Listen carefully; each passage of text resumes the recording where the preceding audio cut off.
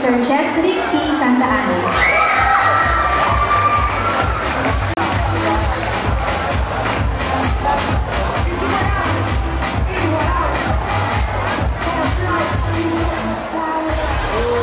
Kamusta ka naman ngayong gabi? Masaya po. Masaya na. Okay. Ito na ang iyong larawan.